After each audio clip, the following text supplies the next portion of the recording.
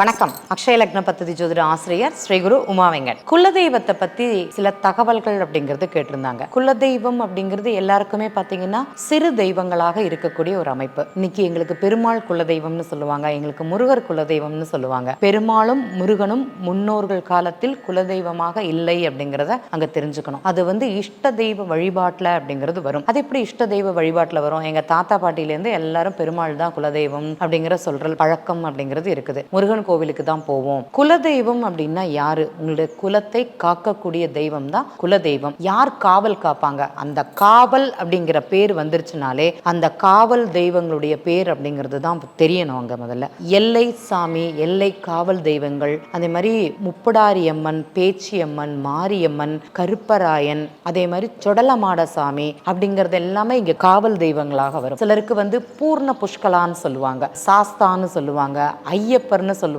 Ayyappar maximum வரமாட்டாங்க. பூர்ண புஷ்கலோட இருக்கக்கூடிய சாஸ்தா அப்படிங்கிறது சில குடும்பங்கள்ல குலதெய்வமாக வரும். சரி, அவங்கள யார் பூஜை பண்ணுவாங்க, அவங்க எந்த இடத்துல இருப்பாங்க அப்படிங்கிற ஒரு கேள்வி வரும். இப்ப பாத்தீங்கன்னா நிறைய குடும்பங்கள் எங்களுக்கு திருப்பதி சுவாமி தான் குலதெய்வம்னு சொல்லுவாங்க. இப்ப இதே திருப்பதி சுவாமிங்கிறது இந்த சிம்ம லக்னம் பாத்தீங்கன்னா 5ஆம் அதிபதி குரு. அப்ப பெருமாள் அவதார தெய்வங்கள்னு சொல்லுவோம். அவர் 5க்கும் 8க்கும் அதிபதி அவர் தான். அப்ப அவர் தான் குலதெய்வமான கண்டிப்பாக கிடையாது. ஏன்னா 5ஆம் அதிபதியும் 8ஆம் அதிபதியும் குரு பகவான். அவர் எந்த இடத்துல இருந்தாலுமே குலதெய்வத்துல சில மறைவுகள் அப்படிங்கிறது நமக்கு இருக்குமான இருக்கும். சில குடும்பங்கள் பாத்தீங்கன்னா பொருளாதார நிமித்தமாக இடம் விட்டு இடம், கண்டம் விட்டு கண்டம், நாடு விட்டு நாடு அப்படிங்கிறது பெயர்த்து வந்திருப்பாங்க. அவங்களுக்கு குலதெய்வம் எங்க இருக்குது? அவங்க தாத்தா பாட்டி, அவங்களுக்கு தாத்தா பாட்டி வாழ்ந்த இடங்கள் தான் அவங்கள காவல் தெய்வங்கள் தான் குல தேவதைகளாக அங்க இருப்பாங்க, தெய்வங்களாக இருப்பாங்க. அப்ப இன்னைக்கு நான் ஏதோ ஒரு வேண்டுதல் அப்படிங்கிறது வச்சிருக்கேன். அந்த வேண்டுதலை நிறைவேற்றி கொடுக்கக்கூடிய ஒரு தெய்வம் என்னுடைய இஷ்ட தெய்வம். அந்த இஷ்ட தெய்வமே அது குலதெய்வமாக மாறிய கதை தான் இந்த முருகன், அதே மாதிரி பெருமாள் சம்பந்தப்பட்டது. சிலருக்கு நிறைய தெய்வங்கள் அப்படிங்கறது சொல்றாங்க. அவங்க எல்லாமே அந்த மாதிரி ஒரு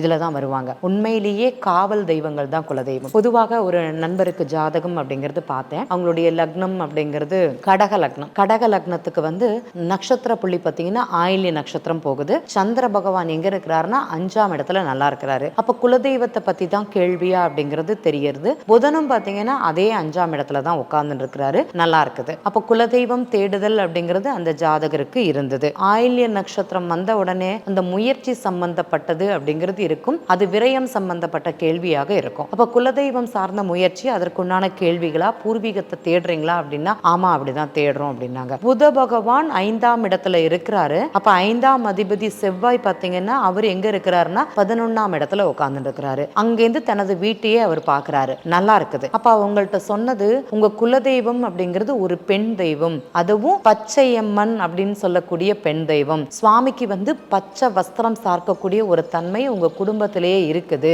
அப்படிங்கிற மாதிரி அவங்கள்ட்ட சொன்னோம். ஆமா, எங்களுக்கு அப்படிதான் இருக்குது குலதெய்வம், நாங்க பச்சை வஸ்திரம் தான் வாங்கி கொடுப்போம், பச்சை புடவை இல்லைன்னா இதுல தான் வாங்கி கொடுப்போம், உண்மைதான், பெண் தெய்வ அமைப்பு தான். பச்சையம்மன் எப்படி சொன்னீங்க அப்படின்னு கேள்வி. இப்போ சனி பகவான் இந்த ஜாதகருக்கு அஷ்டமாதிபதி. அவர் அங்க இருந்துட்டு, எங்க கும்பராசியில இருந்துட்டு தனது 10ஆம் பார்வையால் 5ஆம் இடத்தில் பார்வையிடுகிறார். அப்ப கண்டிப்பாக இந்த சனி பகவானுடைய பார்வை 5ஆம் இடத்துக்கு விழுறதுனால இங்க புதன் அப்படிங்கிறது அம்மன், சனி பகவான் அப்படிங்கிறது கருப்பு. அப்ப அந்த காவல் தெய்வன் பச்சையம்மன், மாரியம்மன் சொல்லுவாங்க அல்லவா, அந்த மாதிரி அம்மன். அதுவும் அங்க இரட்டை அம்மனாக இருப்பாங்க, ஒரு அம்மன் கிடையாது. ஒன்னு பச்சையம்மனும் இன்னொன்னு மாரியம்மன் சொல்லுவாங்க.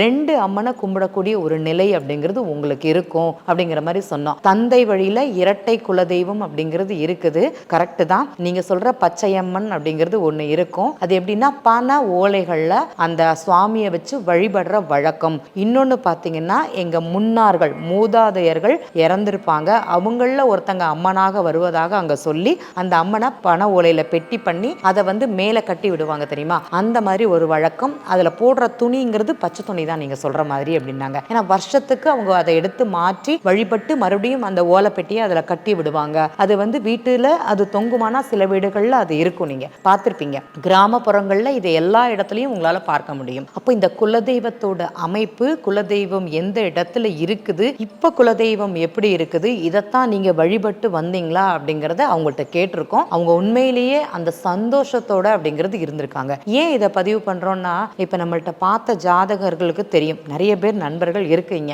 உங்களுக்கு எல்லாருக்குமே தெரியும் உங்களுடைய குலதெய்வத்தை நம்ம சொல்லி இருக்கோம். இல்லைங்க இதுதான் அப்படிங்கறது சொல்லியிருக்கோம். அதற்குண்டான ரீசன் அப்படிங்கறதையும் சொல்லியிருப்பேன் நான். அதாவது நீங்க ஒரு செயல் செய்றீங்கன்னா காரணம் காரியம் இல்லாம அதை நம்பக்கூடிய தன்மை இங்க எல்லாருக்குமே இருக்காது. அப்போ இந்த குடும்பங்கள்ல இந்த நிலைமை இருக்கிறது அப்படிங்கறதையும் சொல்லி இதுதான் உங்களுடைய குலதெய்வம் அப்படிங்கிற ஒரு தன்மையும் உங்களுக்கு நான் கொடுத்திருக்கேன். தெளிவு அப்படிங்கறது அங்க கொடுத்திருக்கேன். உண்மையிலேயே குலதெய்வம் ஒரு வீடுகள்லயும் எந்த மாதிரி இருக்குது, நீங்க வழிபட்ட தெய்வம் இதுதானா, இந்த தெய்வத்தை கரெக்டா வணங்குறீங்களா அப்படிங்கிற ஒரு நிலைமை. வேற ஒரு நண்பர் என்ன சொன்னார்னா ரொம்ப அதிசயமா இருந்தது. ரீசெண்டா ஒரு 15-20 நாளுக்குள்ள பார்த்த ஜாதகம். குலதெய்வத்தை பத்தி கேள்வி அப்படிங்கிறது வந்தது. குலதெய்வத்தை கும்பிடுங்க கொஞ்சம் சரியாகும் அப்படின்னா. குலதெய்வமே எங்களுக்கு கிடையாதுன்னாங்க. கண்டிப்பாக கிடையாது, குலதெய்வம் உங்களுக்கு இருக்குது. குலதெய்வத்தை என்ன பண்றீங்கன்னா மாத்தி கும்பிட்டு இருக்கீங்க அப்படின்னா. இப்ப அவங்களுக்கு கன்னியா லக்னம், 5ஆம் அதிபதினு சொல்லக்கூடிய கிரகம் வந்து சனி பகவான். அவர் எங்க இருக்கிறாருன்னா 6ஆம் இடத்துல உட்கார்ந்து இருக்கிறாரு. குலதெய்வத்தோட தன்மை நல்லா இருக்குதானா? தன்மை நல்லா இருக்குது. குலதெய்வம் கொஞ்சம் கோபமாக இருக்குதுன்னு கூட சொல்லலாம். நான் சொன்னேன் குலதெய்வ வழிபாட்டு முறைங்கிறது நல்லா இருக்குது, ஆனா குலதெய்வத்துல நிறைய குறைகள் அப்படிங்கிறது இருக்குது. கும்பிடுற சுவாமி சரிதானா அப்படின்னு. இல்ல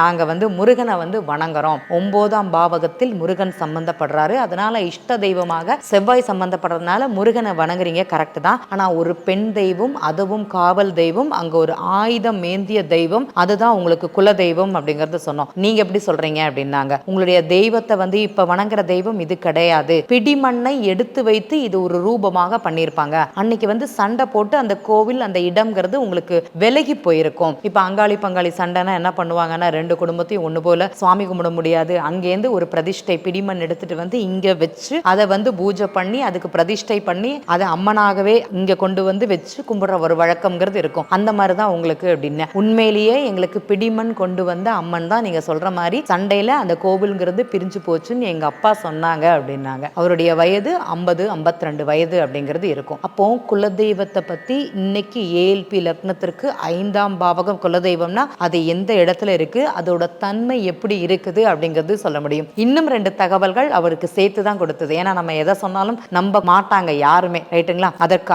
ஆதாரம் அப்படிங்கிறது வேணும். உங்க குடும்பத்துல ஒரு சன்னியாசி இருப்பாங்க, கல்யாணம் பண்ணாமலே இருந்திருப்பாரு அப்படின்னு. ஆமா, எங்க குடும்பத்துல இவங்களுடைய இது கல்யாணம் பண்ணாம தான் இருக்கிறாங்க. சன்னியாசின்னு சொன்னது இந்த இடத்திற்காக, பட் அந்த பெண் வந்து கல்யாணம் ஆகாமல் திருமணம் ஆகாம தான் இருக்கிறாங்க அப்படிங்கிற ஒரு தன்மையும் கொடுத்தேன். ஆமா, கோவில் குளம் தான் சுத்தின்னு இருக்காங்க அப்படிங்கிற மாதிரி சொன்னாங்க. அப்ப அந்த சன்னியாசிங்கிற வார்த்தை அடிபட்டு விட்டதானா? கண்டிப்பாக அடிபட்டு விட்டது. ஒரு குலதெய்வம் எனக்கு தெரியும், எனக்கு தெரியாது, நான் கும்பிடுற அமைப்பு சரியில்லை, ஆனா அதை தெளிவாக நான் தெரிந்து கொண்டு கும்பிடுவது அப்படிங்கிறது இருக்கு. அவர்கிட்ட சொன்னது அந்த ஆதி தெய்வம்ங்கிறது எங்க இருக்குன்னு தேடி கண்டுபிடிங்க. இப்ப கண்டிப்பாக கிடைக்காது. ஏன்னா 5ஆம் அதிபதி 6ல இருக்கிறதுனால தற்போது இந்த லக்னத்துக்கு கிடைக்கக்கூடிய வாய்ப்புங்கிறது இல்ல. கிடைக்கக்கூடிய காலம் வரும்போது கண்டிப்பாக உங்களுக்கு ஒரு பெண் மூலமான தகவல் அப்படிங்கிறது அங்க கிடைக்கும். அதுவும் தந்தை வழி உறவுகள் இல்லைன்னா தந்தை வழி நட்புகள் மூலமா உங்க அப்பா எங்களுக்கு தெரியும் அப்படிங்கிற மாதிரி ஒரு பெண் வந்து வயதான முதியவர்கள் வந்து கண்டிப்பாக உங்களுக்கு தகவல் கூறுவார்கள் அப்படிங்கறத அவங்களுக்கு சொன்னோம். கண்டிப்பாக அது நடக்கும் அப்படிங்கறத சொல்றேன். ஏன்னா குலதெய்வம்ங்கிறது இன்னைக்கு மிகப்பெரிய எல்லாருடைய வாழ்க்கையிலும் முதன்மைத்துவமாக இருக்குது. நம்ம சாப்பிடுறோமா தூங்குறோமா அப்படிங்கிறத விட என்னுடைய குலதெய்வம் யாரு அப்படிங்கறதா முதல் தன்மை. அப்ப அந்த முதன்மையான தெய்வத்தை வணங்குவது அப்படிங்கிறது சிறப்பு. ஏங்க குலதெய்வத்தை மட்டுமே எல்லாரும் பேசுறீங்க அப்படின்னா நமக்கு என்ன இன்னல், என்ன கஷ்டம், என்ன சங்கடம் வரப்போகுதுன்னு என்னுடைய அந்த பிரச்சனைகள்ல இருந்து நான் அம்மா அப்படிங்கிற ஒரு வார்த்தையில அழறேன்னா எங்க அம்மாக்கு முன்னாடி எனக்கு வந்து நிக்கிறது யாருன்னா குலதெய்வம் தான். அந்த யமனுக்கு முன்னாடி யமன் வந்து நம்மளை கூட்டிட்டு போக வந்தாலும் கூட குலதெய்வத்தோட அனுமதி இருந்தால்தான் கூட்டிக் கொண்டு செல்ல முடியும் அப்படிங்கிறது உண்மை, நிதர்சனம். அதனால தான் குலதெய்வத்தை முதன்மையாக கும்பிடுங்க. உங்களுக்கு வரக்கூடிய கஷ்டங்கள்ல இருந்து முதலை காப்பாற்றுவது, முதல்ல காப்பாற்று வந்து நிக்கிறது யாருன்னா குலதெய்வம் மட்டுமே. உங்களுக்கும் உங்களுடைய குலதெய்வம் யாரு அப்படிங்கிறதை தெரிந்து வணங்கி அதை முறையாக வழிபட்டு வாருங்கள் அப்படிங்கிறத இந்த இடத்துல பதிவு பண்ணிக்கிறேன். நன்றி.